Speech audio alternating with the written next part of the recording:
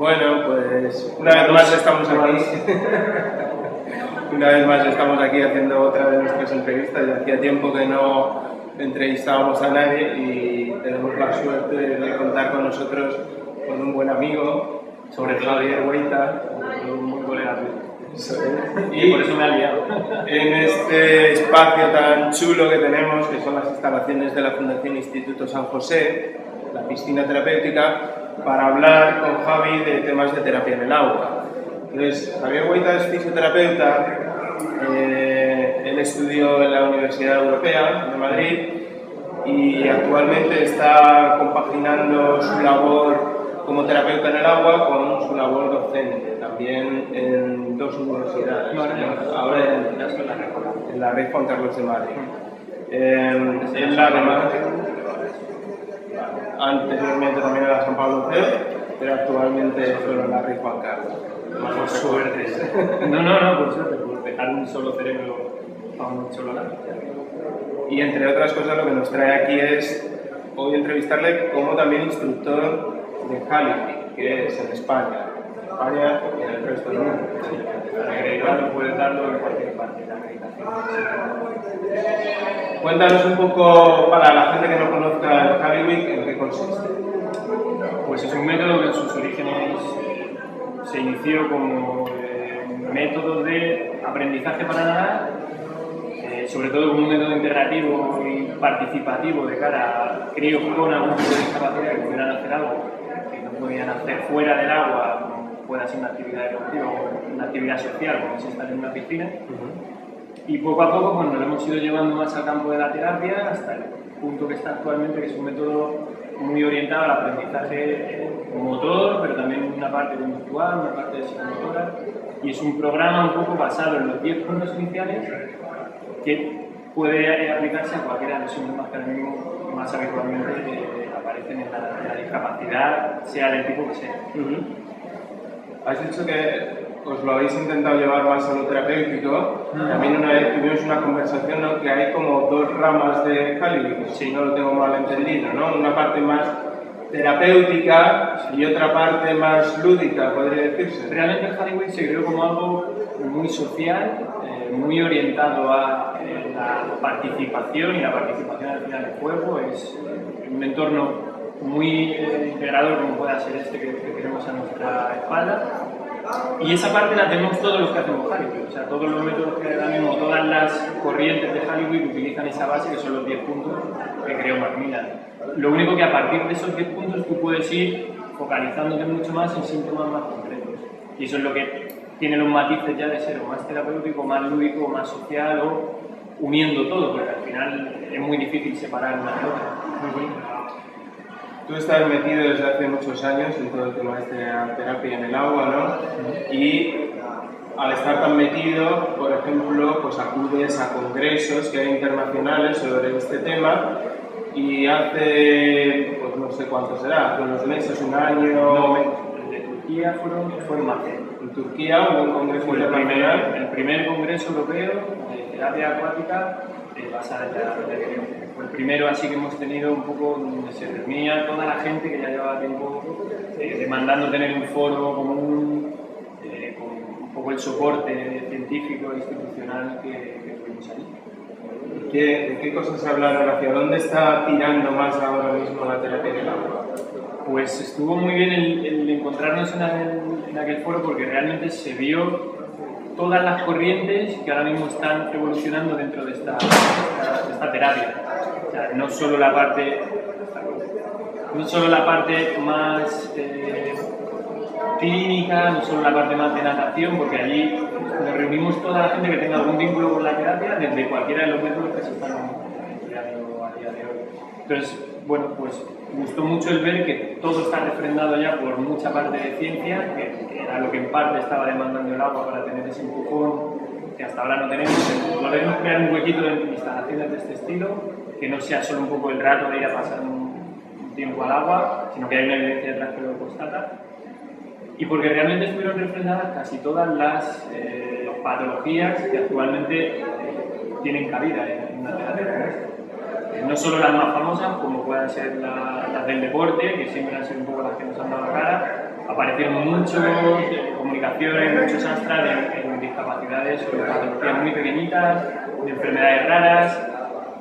Se están creando ya grupos de desarrollo mucho más unidos en especialidades más concretas, como puede ser la pediatría o en geriatría. Ya hay un grupo también que está trabajando en patología degenerativa como la osteoartritis. O sea, ya hay corrientes unificadas que a partir de la demanda del Congreso pues cogieron más fuerza y ahora pues tenemos varios proyectos en común, por lo cual bueno, fue un poco trampolín. Eso, al ver que no estamos trabajando solos, como parece que bueno, somos pocos, no es una especialidad muy numerosa, pero la gente que trabaja pues nos ocupamos. Aunque, como dices, sois o somos, yo me incluyo dentro de pequeña parte, llevo poco tiempo, pero bueno, cada vez le voy sacando más partido. Somos pocos, pero desde tiempos remotos se tiene muy en cuenta el agua como un medio muy bueno, ¿no?, para trabajar. Siempre se han dicho estas generalidades de pues nadar es el deporte más completo, o el tipo de cosas de... Yo me he encontrado muchos pacientes, muchos familiares que te dicen, bueno, pues a mí el médico, quien fuera, me dijo, tú vete a la piscina y haz ejercicio en la piscina que te van a venir muy bien, ¿no? Y entonces, claro, ¿qué hago dentro de la piscina? Bueno, pues anda, muévete un poquito y tal, como que también parece como que el agua en sí, por solamente meterte dentro del agua, ya te va a mejorar, cuando en realidad no es así, ¿no? Hay que ser más específico en cuanto a qué se hace en el agua. El agua es un buen medio, pero luego hay que saber utilizarlo. Lo que tú has apuntado es que es una corriente como muy famosa, de que todos los médicos al final acaban diciendo nadar es un gran deporte. Vengo de ver ahora, por ejemplo, unos papás que me esperaban al salir de mi instalación, en donde decían que nadar le iba a venir muy bien al niño y que quería que le mostrara cómo nadar. Porque es que realmente nadar es el final de toda la resolución cuando hay algún problema de base. Si no, pues acudes a una instalación normal donde hay muchos cursos. El poder entrar en este tipo de actividad requiere que el profesional esté informado y que sepa utilizar un entorno como este, que ya solo llegar aquí ya supone pues, unos costes, un tiempo adicional, que el padre esté presente en muchos casos, que el familiar que tenga que esperarle, que necesitan unos recursos diferentes. Y realmente meterte por meterte no tiene sentido si no le estás sacando jugo a, pues eso, somos terapeutas, hay que utilizar el medio con propiedad. Y ya es caro de por sí crear una instalación como pueda ser esta de San José, como para no sacarle un rendimiento, y eso nos demanda por ser gente muy crítica con lo que hacemos, darle muchas vueltas a lo que podemos esperar del medio, conocer muy bien las posibilidades que tiene el medio, pero también conocer las que podemos ofrecer nosotros desde el método que quieras.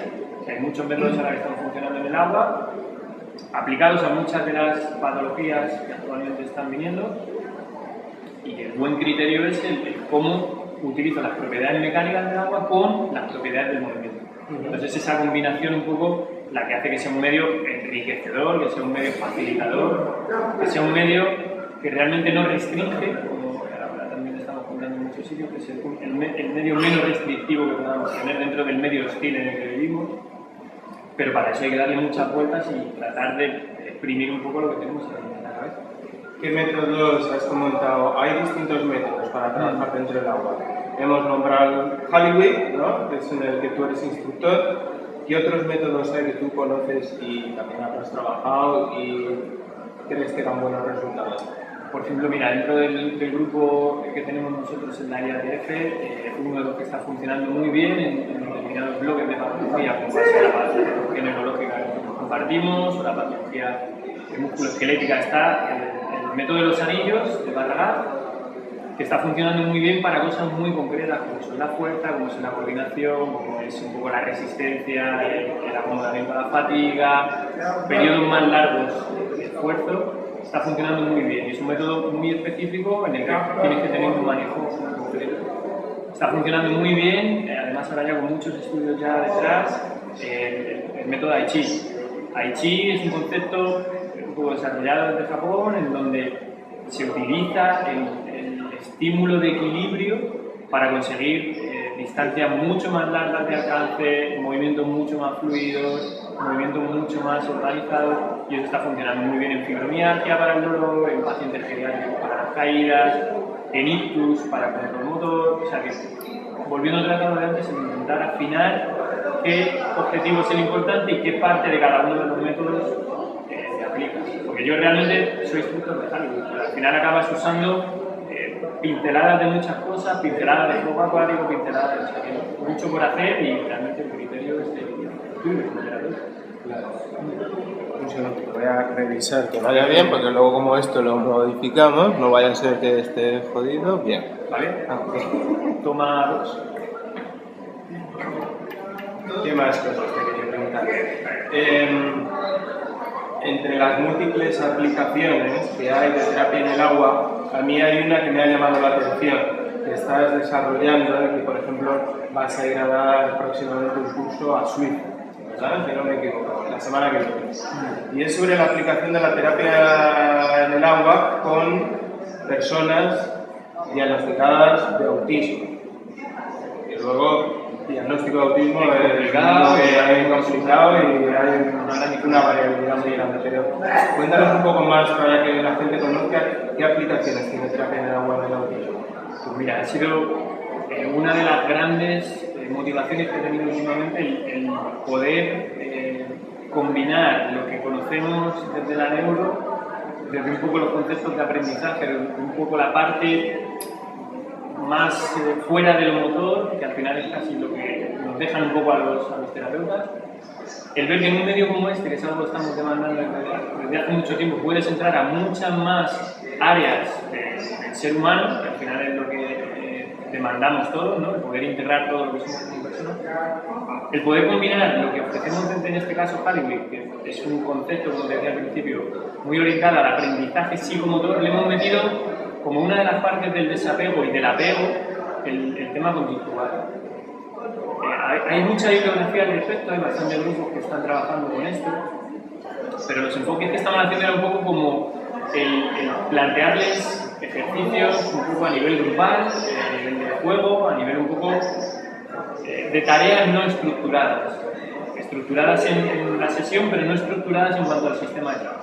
Entonces a nosotros ahora se nos ha abierto la posibilidad de Hollywood de intentar combinar el concepto de apego y desapego, el concepto un poco de progresión en el aprendizaje conductual y social, para hacer un abordaje en este sentido al aprendizaje que pueden llevarse de una sesión estructurada desde un inicio con un ritual de entrada a una parte perceptual en donde experimenten todo lo que el entorno nuevo puede darle, una segunda parte ya de terapia que sería la parte más conceptual en donde podemos ofrecer todo el repertorio de aprendizaje como tal de una tarea que con la excusa de enseñarles una tarea motórica, bien puede ser uno de los principios de Hollywood, estamos condicionando el cambio conductual y que radica un poco la hipótesis que nos hemos planteado para esto, de cómo, y hay además un montón de neurofisiología que respalda todo esto, de cómo a través del cambio motórico se está generando un cambio conductual. Y en unir esas dos cosas hay bastantes leyes que hablan de que neuronas que trabajan juntas y que se activan a la par acaban sumándose de una manera organizada. Entonces eso estamos viendo que funciona muy bien como relación como pueda ser los TGD o el espectro autista. También hay teorías, por ejemplo, en este sentido, dentro de la integración sensorial, que consideran que en el autismo también hay un problema pues, a nivel, por ejemplo, de uno de los sistemas más importantes que existe en el ser humano, que es el sistema vestibular, ¿no? Y el sistema vestibular dentro del agua está muy estimulado, está continuamente estimulado y además te ofrece más posibilidades, incluso de estimularlo que fuera del agua. Sí, ¿es así también esa parte? Sí, vais a ver evidentemente mucho más de todo lo que es el tema de la integración sensorial, pero especialmente, por ejemplo, con los autistas es importante el regular toda esa información, porque mucho del comportamiento que tienen estos críos es el evitar mucha de la información que le viene del entorno. Entonces, en el agua, que es un medio especialmente sensitivo, podemos cometer el error de, como hacemos en muchos de los casos, de darle demasiada información. Y ahí viene uno de los problemas que hablamos antes, que el agua está bien, pero si la sabes utilizar con criterio, si no, podemos estarle abrumando en exceso y hacer que el crío esté también otra vez defendiéndose ante tanta información verbal, vestibular, a nivel propioceptivo. En el agua el vestibular funciona, de inicio está activado, como tú me dices, pero también se puede desensibilizar el vestibular. Entonces en estos críos a veces es muy interesante también desensibilizar y el agua está ofreciendo muchas posibilidades de sensibilización, que es una de las cosas que funciona muy bien. Y en el caso de los autistas, pues, por ejemplo, todo el tema de la información verbal, que fuera es como el recurso más fácil que tenemos dentro del agua, se puede dar mucha información por otras vías. Y eso es un poco la propuesta que estamos haciendo a nivel conductual. La propuesta que vamos a hacer la semana que viene es un poco un abordaje más social de, sobre todo eso, ¿no? Cambiar patrones de comportamiento, que es una cosa que a mí, a través de todo el proceso que tú sabes de tesis que he sufrido, muchos de los resultados que han salido en pediatría es que mucha del aporte que podemos hacer en esta población viene a nivel social. O sea, el cómo se relacionan con los padres, cómo se relacionan con iguales, cómo se relacionan con el propio terapeuta, cómo se relacionan con un entorno diferente al que tienen normalmente, que están colocando muchas barreras. Entonces, van por ahí un poco las propuestas que vamos a hacer, van un poco como un abordaje social o conductual de cambio de comportamiento. Se une también más con esa otra parte de Halley que contábamos, ¿no? Sí, ahí ya no entramos tanto en la parte. Sí, ahí ya, o sea, realmente lo que te decía, todos hacemos la parte basal porque Macmillan desarrolló el método y es el origen. El hacia dónde lo lleves o cómo lo estés utilizando ya depende un poco de ti y un poco del concepto que tú quieras manejar a nivel más terapéutico. El juego realmente es muy terapéutico, o sea, que decir que la parte de los 10 puntos no es terapéutica es quizás ser bastante inconsciente al decirlo, porque realmente el juego en población infantil es una de las cosas más terapéuticas que hay. Fíjate que me surge también, justo el otro día estuve hablando con Ana Esclusa, que es una formadora aquí en España de estimulación basal. También conocerás este tipo de concepto, ¿no? De estimulación basal. Y me comentaba que en Alemania, que es donde principalmente se ha desarrollado, hay una tutora de estimulación basal que hace cursos de estimulación basal en el aula también, en donde, por ejemplo, fomenta mucho la participación de los familiares en las terapias, sobre todo, por ejemplo, con personas con graves afectaciones, porque principalmente se dirigen a eso, personas gravemente afectadas, que a lo mejor siendo adultas y teniendo ya un tamaño y un volumen grande, fuera del agua es muy difícil manejarse con ellos, ¿no? Y experimentar, pues, el estar de pie, abrazados, el moverse juntos, el interaccionar de otra forma, que el agua sí que ofrece también estas posibilidades, ¿no? O sea, que sabiendo usarlo y teniendo un poco de... Teniendo mucha apertura, que es lo que dices, o sea, no cerrándote a ningún concepto como tal, siendo muy aperturista a todo lo que es un poco la neurofisiología, todo lo que es un poco el bagaje que todo el mundo al final acapara. Me gusta que alguien como tú, que controla todos estos temas, hable de, por ejemplo, la relación que puede tener con la estimulación basal, porque realmente en muchos países de Centro Europa todo el concepto del Snuggling y todo el concepto un poco de ese abordaje más sensorial estuvo muy relacionado con el origen de la terapia del agua. Por todo ese manejo un poco a nivel de sensibilización o desensibilización. Y una de las cosas que, por ejemplo, que lo has nombrado tú, me costó mucho recoger en los resultados del trabajo que ahora defenderé dentro de 2 semanas, fue que los padres manifestaban la posibilidad que les daba de abrazar a sus hijos dentro del agua. Y eso es algo que tú que eres padre, sabes que es no importante, o sea, está por encima de la importancia. Poder recibir un abrazo de tu hijo, pero no ya solo porque motóricamente el crío podía hacerlo por toda la apertura de rango de movilidad, por el alcance, por todo esto que todo el mundo conoce que permite el agua, sino porque es un medio que emocionalmente genera mucha apertura. Vengo de ver ahora a unos críos que te comentaba, que el padre lo que me decía es que tiene mucho déficit a nivel de tono, pero que a la vez, después de estar hablando mucho rato con él, me dice que a nivel emocional el crío tiene muchos problemas para relacionarse con los iguales de su edad. Que si creo que el agua le puede ayudar. Digo, pues es que realmente en lo motórico ya te están ayudando muchos medios y no creo que te pueda aportar mucho más. Pero en ámbitos como ese, desde que se entra en un medio como este, la gente, como me dijo un paciente hace mucho tiempo, un paciente adulto de esclerosis, que tú conoces, en el agua todos somos igual de feos, ¿vale? Tenemos el mismo gorro y yo no me diferencio de ti dentro del agua, con lo cual me siento igual a ti, de igual a igual, y me siento que se han caído todas las barreras. Entonces, a partir de ahí, tienes que ser muy torpe para no poderles ofrecer cosas que les hagan experimentar, que al final es lo que yo creo que todo el concepto de la plasticidad y todo lo que nos están bombardeando desde tantos lados que tenemos que basarnos. La plasticidad no es nada más que sentir y transferir a cuando tú quieras y puedas poner en tu día a día.